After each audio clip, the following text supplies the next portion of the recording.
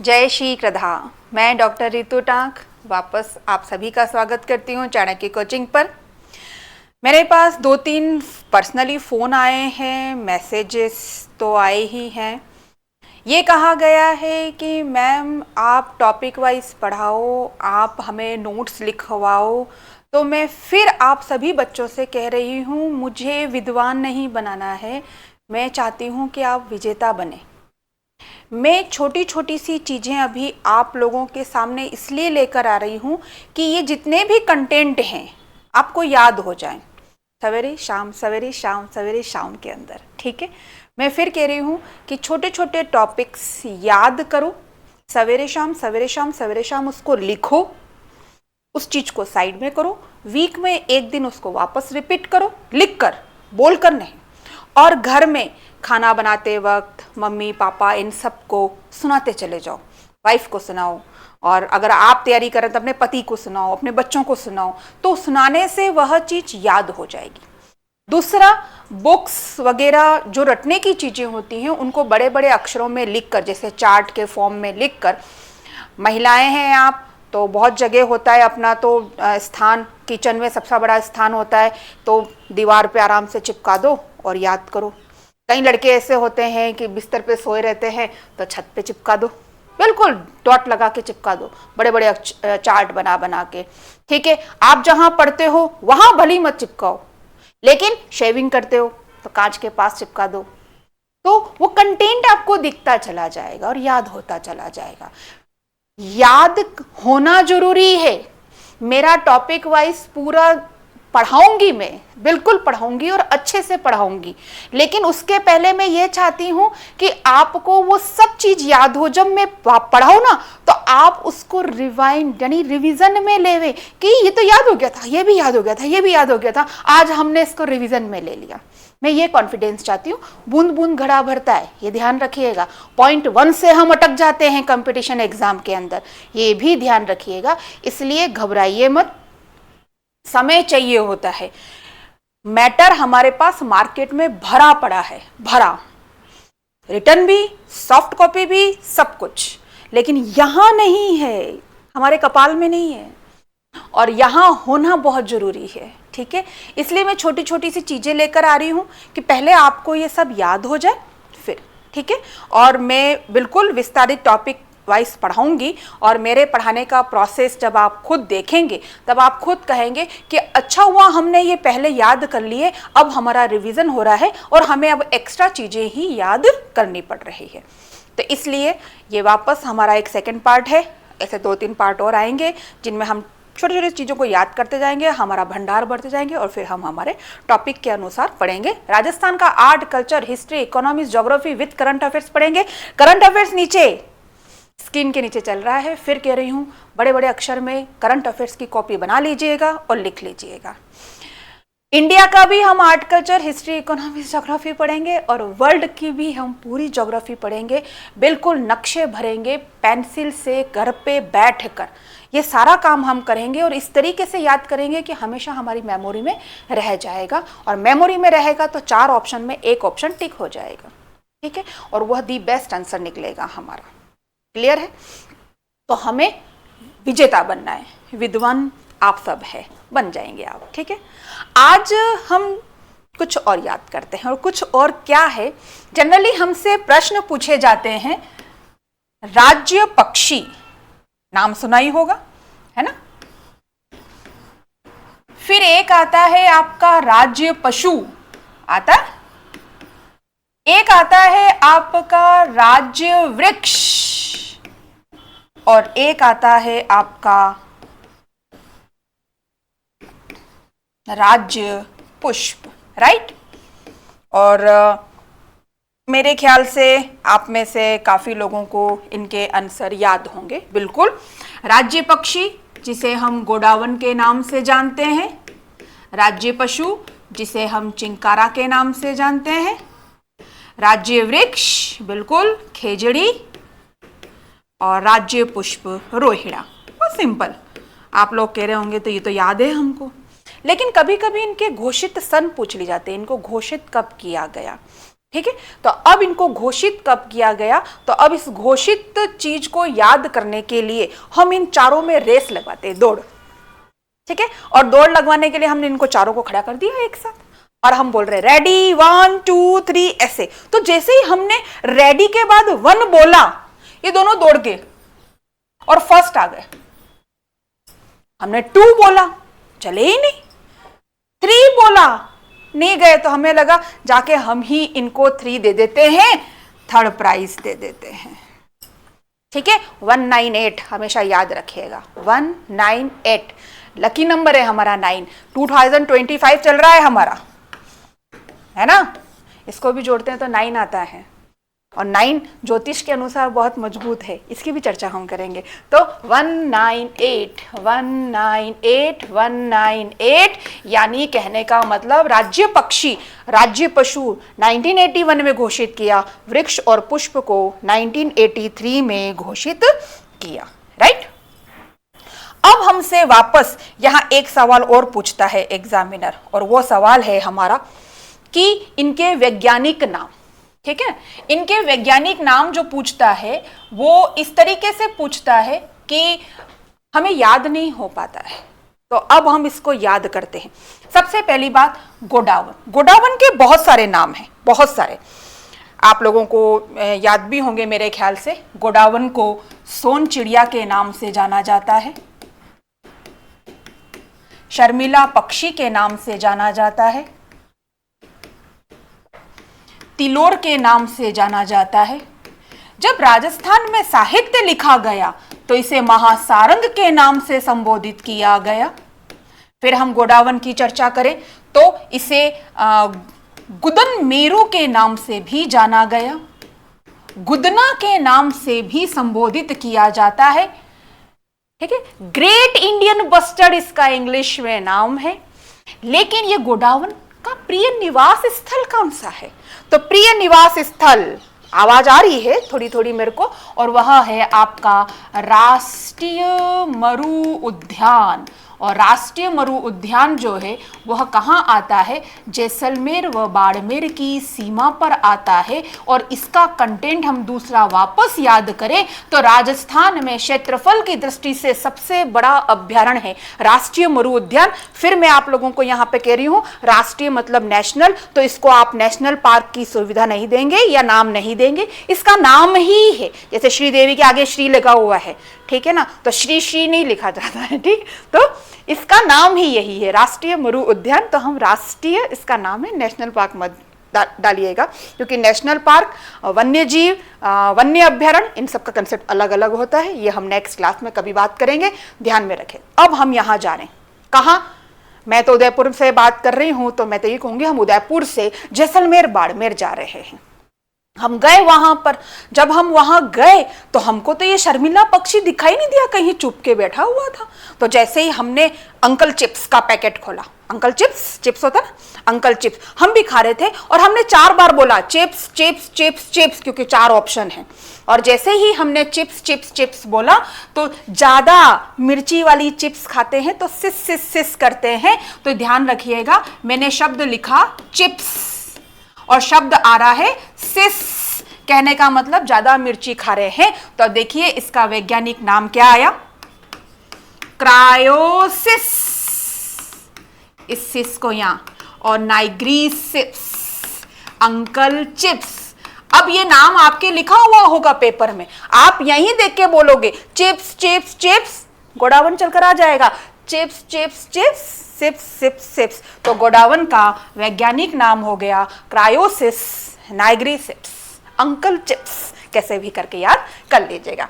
अब हम बात करते हैं चिंकारा। चिंकारा हिरण की तरह दिखाई देता है, ठीक है। अब हिरण की तरह दिखाई देता है तो अब हम इसको भी याद करते हैं, हिरण की तरह दिखाई देता है। काला हिरण को किसने मारा था, सलमान खान ने।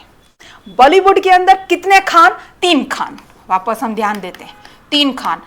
आपको नाम याद हो रहे होंगे, बिल्कुल, आप तो फटाफट बोल रहे होंगे, सैफ अली खान, शाहरुख खान, आमिर खान, याद आ रहा होगा, सलमान खान, ठीक है ना। तो हमारे पास यूं देखा जाए तो 3, आमिर, शाहरुख और सलमान, 3 खान, ठीक है। इसमें से एक खान ने हिरण को मारा था, उसका नाम कौन था, सलमान खान, ठीक है। और एक खान का नाम है शाहरुख खान और दूसरे का नाम है आमिर खान। तो अब हम यहां नाम लेते हैं आमिर खान, ठीक है। तो ध्यान रखना, एक खान ने हमारे हिरण को मारा और एक ने बनाया। अब आप बोलोगे बनाया, हाँ, इसी के नाम पर जो वैज्ञानिक नाम है ना, उसी के नाम पर मूवी बनाई। थोड़ा सा अभ्रंश शब्द चलने देना, मजा आता है पढ़ने में। नेगेटिविटी हमें जल्दी आकर्षित करती है, पॉजिटिविटी हमें आकर्षित नहीं करती है। तो एक खान ने मारा और एक खान ने बनाया। आमिर खान की शॉर्ट मेमोरी वाली मूवी कौन सी है? आपके यहां से जवाब आ रहा है मुझे, गजनी, ठीक है ना। तो हम बोलेंगे गजनी, गजनी 2 बार बोलेंगे। क्या बोलेंगे? आमिर खान ने एक फिल्म में मुख्य भूमिका निभाई थी, गजनी। तो हम यहां लिखेंगे गजेला, गजेला। एक ने मारा, एक ने बनाया, गजनी गजनी, गजेला गजेला। अंकल चिप्स, चिप्स खा रहे हैं, अंकल चिप्स, चिप्स चिप्स, नाइग्री चिप्स। ओके, अब आते हैं हम खेजड़ी। खेजड़ी यानी पेड़। पांडवों ने अज्ञातवास के दौरान इसी के अंदर अपने सारे शस्त्र छुपाए थे। खेजड़ी, जिसे हम शमी जांटी के नाम से भी जानते हैं, राजस्थान का कामधेनु के नाम से जाना जाता है। इसके फल, इस पे फल उगते हैं, उस फल को हम सांगरी कहते हैं। इसकी पत्तियों को लूम कहते हैं, जो बकरी को बहुत ज़्यादा प्रसिद्ध अच्छी लगती है। दुधारू बकरी जो होती है अच्छा दूध देती है। शमी प्रत्येक शनिवार शनि भगवान की आराधना में उनको रखा जाता है, तो प्रत्येक शनिवार को पूजित है। इसके दर्शन शुभ माने जाते हैं। पश्चिम राजस्थान में खेजड़ी हमें भरपूर मिलेगा। मैंने शॉर्ट में आपको इसके सारे कंटेंट दिए। अब हम बात करें खेजड़ी, तो हम चित्रकला के स्टूडेंट, अब समझ लेना, हम किसके छात्र? चित्रकला के छात्र। और हम चित्रकला के छात्र हैं और हमें टीचर ने कहा सिन सिनेरी बनाओ, तो सिन सिनेरी बना रहे हम। ऐसे पहाड़, ऐसे नदी, ऐसे भूमि, और हमने यहां पर पेड़ भी बनाए। बिना पेड़ के सिन सिनेरी बनती नहीं है, तो हमने क्या बनाई? सीनेरी, सिनेरी, हमने सिन सिनेरी बनाई पेड़ के साथ। सीनेरिया, प्रोसोपिस सिनेरिया, प्रोसोपिस सिनेरिया खेजड़ी। रोहिड़ा, ये याद हो जाएगा। टिकोमेला अंडलेटा, टिकोमेला अंडलेटा, क्योंकि जब हमें पेपर में, ये प्रश्न हमेशा पेपर में मिलान और बस इस तरीके से मिलान पर आएगा। तो आप godown, uncle chips, chips chips chips chips, chips दौड़ के आ जाएगा। गजनी गजनी, गजेला गजेला, चिंकारा याद आ जाएगा। सिन सिनेरी बनाएंगे तब खेजड़ी बनाएंगे। सिनेरिया, प्रोसोपिस सिनेरिया। एक बचा हमारा टिकोमेला अंडलेटा, ये हमारी। अब हम यहां पर एक चीज और रखेंगे, हमारा खतरा। और हमारा खतरा क्या है? अब ध्यान रखिएगा, जो राज्य पशु है, ठीक है, उस पे हमारे 2 प्रश्न बन जाते हैं।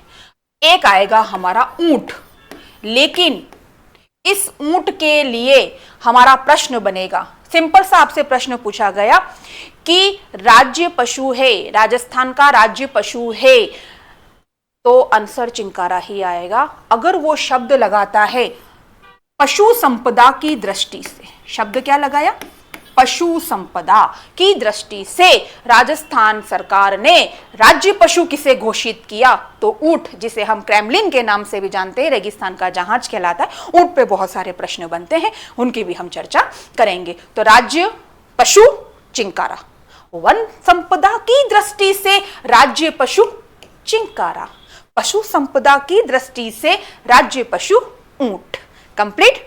तो इन चारों चीजों को वापस हम इसी तरीके से याद करेंगे। इसमें और भी चीजें हैं जो हम समय समय पर लेते जाएंगे, तो आप इसको ऐसे ही याद करेंगे, क्रायोसिस, नाइग्रिसिस, अंकल चिप्स। अब हम नेक्स्ट जो बात करते हैं उसमें हम नेक्स्ट चीज याद करते हैं। आ जाइए, अब हमने 4 चीजें वो याद कर लिए। आज देखिए बहुत सारी चीजें हम याद करने बैठे हैं, बूंद बूंद घड़ा भरना है हमको, एग्जाम में पास होना है, ठीक है। अब हमारा टॉपिक है इंटीग्रेशन, एकीकरण, जिसपे सिंपल से प्रश्न आते हैं और हम गलत कराते हैं। तो हमें सिंपल से प्रश्न को गलत नहीं करके आना है, ये भी ध्यान रखिएगा। जमीन से जुड़े रहना बहुत जरूरी है, यानी हमें तो सब याद हो गया, ऐसे कभी दिमाग में मत रखिए। हम निरंतर सीखते चले जाते हैं। आपके सामने राजस्थान का नक्शा दिखाई दे रहा है, बिल्कुल 41 जिले नवीनतम जिलों के साथ हमने राजस्थान के समस्त जिले आपके सामने दिखाई दे रहे हैं। अब ध्यान दीजिएगा कि जैसे ही हम बात करते हैं तो जिले, संभाग, तहसील, रियासत, सब चीज अलग अलग होती है। क्षेत्र, ये ध्यान रखिएगा, हम सभी चीजों पे बात करेंगे, ठीक है। तो हमें जो ये 41 डिस्ट्रिक्ट्स दिख रहे हैं, जिले दिख रहे हैं, तो वह पहले रियासत के नाम से जाने जाते थे। अब रियासत के नाम से जाने जाते थे, तो अब हम ये कहें कि अगर ये रियासत के नाम से जाने जाते थे तो कौन कौन सी रियासतें थी, ठीक है। तो कौन कौन सी रियासतें थी, मेरे पास वापस क्या बोलते हैं जवाब आ रहा है, 19 देशी रियासतें थी। बिल्कुल आप सभी की बात मेरे को सुनाई दे गई है। तो 19 देशी रियासतें थी।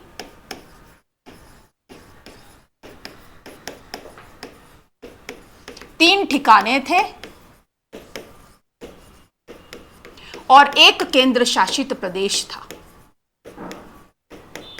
अब आपसे एग्जामिनर पूछता है कि राजस्थान, वर्तमान राजस्थान कब गठित हुआ, तो आप सभी जने बोल रहे होंगे अंदर ही अंदर 1 नवंबर 1956 को। बिल्कुल 1 नवंबर 1956 को राजस्थान वर्तमान स्वरूप में आया। जो हमें इसका आकार दिखाई दे रहा है, अंदर डिस्ट्रिक्ट मत देखो, इसका जो शेप है पतंगाकार, वो आकार दिखाई दे रहा है। ये आकार या ये पूर्णतया हमें इसके साथ कब दिखाई दिया, 1 नवंबर 1956 को। यानी पहले जिले नहीं थे, राजाओं का राज था, रियासतें थी। इसलिए आज वर्तमान में जो जो मुख्य रियासतें हैं उनके वंशज आज भी अपने नाम के आगे पूर्व लिखते, पूर्व महाराजा, पूर्व महाराणा, पूर्व यानी रहते थे, ठीक है। तो आज का हमारा टॉपिक हमें याद करना है, और हमें याद करना है इंटीग्रेशन, एकीकरण, ठीक है। इंग्लिश मीडियम वाले ध्यान रखना, एकीकरण, इंटीग्रेशन, जो हमेशा एग्जाम में पूछा जाता है और लड़के गलत करके आते हैं, लड़कियां भी गलत कर जाती हैं। क्यों? क्योंकि हम ड्रीम गर्ल को याद करने बैठ जाते हैं। ड्रीम गर्ल मतलब यानी हम ऊपर छत पे देखते रहते हैं और पता नहीं कहाँ खो जाते हैं और हमारे आंसर नहीं, ये पेन होना चाहिए हाथ पर और फटाफट हमारा चार्ट बन जाना चाहिए और हमें आंसर टिक कर लेने चाहिए। उसकी भी एक तरीका बताऊंगी कि हमारा एक क्वेश्चन भी गलत नहीं होगा। तो एकीकरण, अब हमसे पूछा जाए, अपने आप से सवाल करना बैठे बैठे, राजस्थान एकीकृत कितने चरणों में हुआ, राजस्थान का गठन कितने चरणों में किया गया, तो 7। जानते हैं अंक ज्योतिष के अनुसार 7 नंबर एक ऐसा होता है जिसका कोई दुश्मन नहीं होता है। 7 नंबर इतना लकी नंबर होता है जिसको आने वाली समस्त घटनाओं का ज्ञान हो जाता है। 7 सप्ताह है, बिल्कुल है, ठीक है ना, 7 दिन है तभी एक सप्ताह बनेगा। यानी 7 का महत्व बहुत ज्यादा है, इसलिए हम 7 को नहीं छोड़ेंगे, इसको पकड़ रखेंगे। और यह एक ग्रह को भी इंडिकेट करता है, ठीक है ना, तो उस ग्रह की मजबूती भी हमको चाहिए 7। तो अब हम यहां पर अपने आप से बोलेंगे कि राजस्थान 7 चरणों में बना और हम गिनती लिखेंगे। ये ध्यान रखना, चलने के लिए कहीं भी हम दूसरी मंजिल पे जा रहे हैं या तीसरी मंजिल पे, पहली सीढ़ी पे पांव रखते हैं, डायरेक्ट नहीं पहुंचते, नहीं तो फिर नहीं पहुंच पाते। इसलिए हमेशा स्टेप बाय स्टेप आगे बढ़ना। तो अपने आप से सवाल, राजस्थान कितने चरणों में एकीकृत किया गया, 7 चरणों में एकीकृत किया गया। अब हम बोले राजस्थान वर्तमान स्वरूप में कब आया, राजस्थान का 7वां चरण कौन सा था, राजस्थान एकीकृत कब हुआ, यह 7वां चरण। और हम बार बार बोल रहे हैं 1 नवंबर 1956 और हमने यहां लिख दिया 1 नवंबर 1956। अब एकीकरण कब चालू होगा, जब देश आजाद होगा। और देश कब आजाद हुआ, 15 अगस्त 1947, 1947 में। तो 47 के बाद ही तो हमारा एकीकरण चालू होगा। तो अब हम 3 बार बोलेंगे, मैं हमेशा कह रही हूं 3 बार पढ़ाई करनी, इसलिए 3 बार बोलेंगे, ठीक है। तो 47 के बाद क्या आता है, 47 के बाद क्या आता है 48, 47 के बाद क्या आता है 48। 3 बार बोलेंगे हम 48, 48, 48। ध्यान रखिएगा, ठीक है।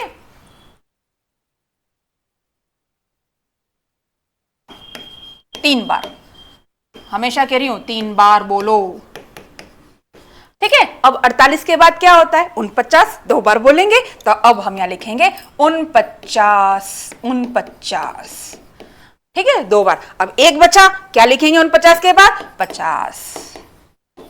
देखिए फटाफट ट्रिक में आ गया, यानी हमको वहां पर ये याद करने की या रटने की जरूरत नहीं है, अपने आप से सवाल करते चले जाओ।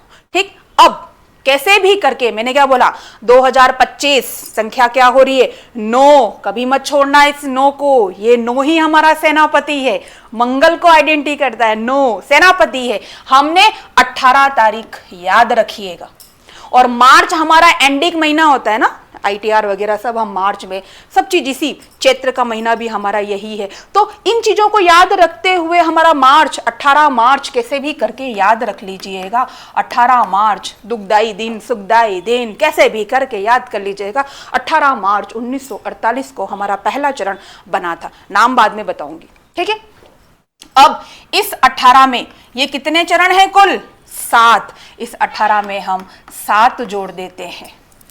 ठीक है, 18 में 7 जोड़े, कितने आए? वापस काउंटिंग करते चले जाएंगे कि 18 और 7 कितने होते हैं? 24। ठीक है, और महीना कौन सा? वही जो पहले आता है ना, वो ज्यादा लड्डू खा लेता है क्योंकि घूम के वापस आ जाता है आगे। सॉरी, 18 और 7 क्या हुआ अपना? 25। सॉरी, 18, 7, 25। ओके, ठीक है। अब मार्च का महीना, मार्च वापस आ जाएगा। क्यों आएगा? क्योंकि पहली बार आया, दूसरी बार भी वही आ गया, तो यहां पर हमारा दिनांक क्या आ गया? 25 मार्च। ठीक है, एक बार जो आता है ना वो दोबारा फिर आ जाता है, तो 25 मार्च। 18 में 7 जोड़े तो क्या हुआ? 7 संख्या है, 18 में 7 जोड़े 25, महीना वही मार्च। अब हम वापस इस 18 को उठाकर नंबर 3 पे, क्योंकि बड़ी मुश्किल से याद किया, तो हमने यहां पर लिख दिया 18। ठीक है, और 18 के बाद महीना देखना पड़ेगा, तो मार्च के बाद कौन सा महीना आता है? अप्रैल। तो यहां कौन आ जाएगा? 18 अप्रैल। 18 अप्रैल 1948 को हमारा तीसरा चरण बना। ठीक है, अप्रैल के बाद क्या आता है? मई। अप्रैल के बाद क्या होगा? जनवरी, फरवरी, मार्च, अप्रैल, मई। तो वापस हमारे पास मई आया, तो अब हम कैसे याद करें इसको? तो चौथे चरण में वापस 4 बड़ी रियासत आई थी। कौन कौन सी? जयपुर, जोधपुर, बीकानेर और जैसलमेर। ये 4 बड़ी रियासत आई थी, और हमारे राजस्थान का ये आकार जो दिखाई दे रहा है वह हमें दिखाई देने लग गया था। और वह दिन था, कौन सा दिन था बताइए? 30 मार्च। पोज करना।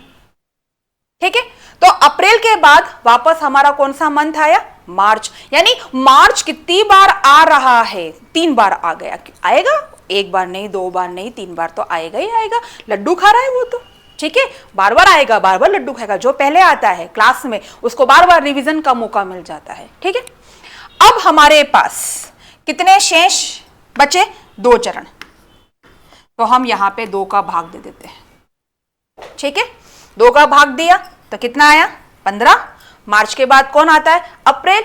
अब ज्यादा अप्रैल को नहीं बुलाते, खा लिया उसने लड्डू एक बार।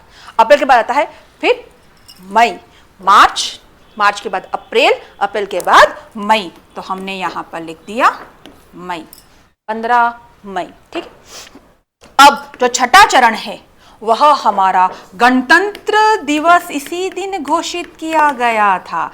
बिल्कुल सही, 26 जनवरी 1950, राइट। और 30 मार्च हमारा राज्य दिवस घोषित किया गया था। वापस बोल रही हूं, क्यों घोषित किया गया था? क्योंकि हमें राजस्थान इस रूप में दिखाई दिया था।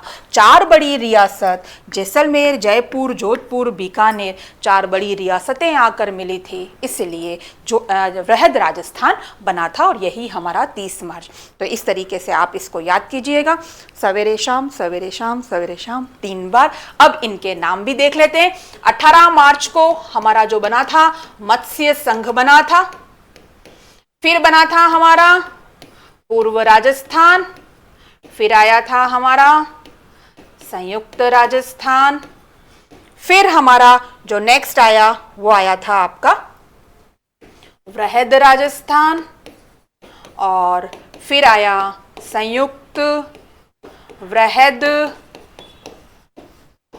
राजस्थान, फिर आया राजस्थान संघ, और लास्ट में आ गया राजस्थान। ठीक है, तो हमेशा ध्यान में रखिएगा पढ़ने के तरीके को, कि हमें वो प्रश्न अच्छे से अच्छी तरीके से याद हो जाए। इस चीज़ को 1 बार नहीं, 2 बार नहीं, 3 बार सवेरे शाम लिखिएगा। क्रायोसिस नाइग्रिसेप्स, गजेला गजेला, फिर उसके बाद सिनेरिया, टिकोमेला अंडलेटा, फिर हमारे 3 बार 48 48 48, 2 बार 49 49, 1 बार 50 और 1 नवंबर 1956। कैसे भी करके इसको याद कीजिएगा। यही हमारे राजस्थान की गठन की या हमारे पूर्णतया राजस्थान बनने की दिनांक है, और इस तरीके से ये रियासतें हमारे जिलों के रूप में बनी। और आज हमारे वर्तमान में कुल कितने जिले हैं? 41 जिले हैं, 41, 7 संभाग के साथ। इसकी तैयारी हम बाद में और करेंगे। पहले हम टुकड़े टुकड़े में अभी बहुत सारी चीजें याद करते चले जाते हैं, याद करते चले जाएंगे। मैंने पहले त्योहार और तिथियां 10 याद करवाई थी, रिवीजन जरूर करिएगा, क्योंकि काफी स्टूडेंट जब कांटेक्ट में आए मैंने उनसे पूछा याद हुई? नहीं मैडम, हमने तो अभी पढ़ा ही नहीं, हमने देखा ही नहीं। जितना आप केयरलेस होंगे, आप सजग नहीं होंगे, कोई भी आपको पास नहीं करा सकता। हमेशा ध्यान रखिएगा, सपने देखना अच्छी बात है, लेकिन मेहनत करना भी उतनी जरूरी है। और आप लोगों का आज का जो यूथ है वो सब ये चाहते हैं कि हम टाटा न अंबानी न सब बन जाए, लेकिन उसके लिए मेहनत करनी पड़ती है बच्चों। और आप जब तक मेहनत नहीं करोगे तब तक आगे आप नहीं बढ़ पाओगे। इन चीज़ों को, कंटेंट्स को याद करो, सवेरे शाम विद्वान मत बनो, विजेता बनने की कोशिश करो। और जितनी जल्दी विजेता बनोगे उतनी अच्छा रहेगा, क्योंकि अभी आप लोगों में से 70% जो भी मेरा ये वीडियो देख रहा है उनमें बच्चों की उम्र है 22, 23, 24। आप ये सोचो कि आप 25 साल की उम्र में अगर सरकारी नौकरी में लग जाते हो तो आप 60 साल की उम्र तक कितना चीज़ कर लोगे अपने जीवन के अंदर। तो इस चीज़ को ध्यान रखिए, हमेशा माइंड को फ्रेश रखिए, और यहाँ क्रोध मत रखिए, पेशेंस रखिए। हमेशा ध्यान रखना, आईक्यू का टेस्ट एक अलग होता है, कंपटीशन एग्ज़ाम बिल्कुल पेशेंस, संयम मांगता है, धैर्य मांगता है।